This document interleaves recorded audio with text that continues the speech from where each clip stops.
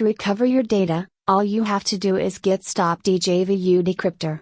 Steps: copy the personal ID from readme.txt, then run the decryptor.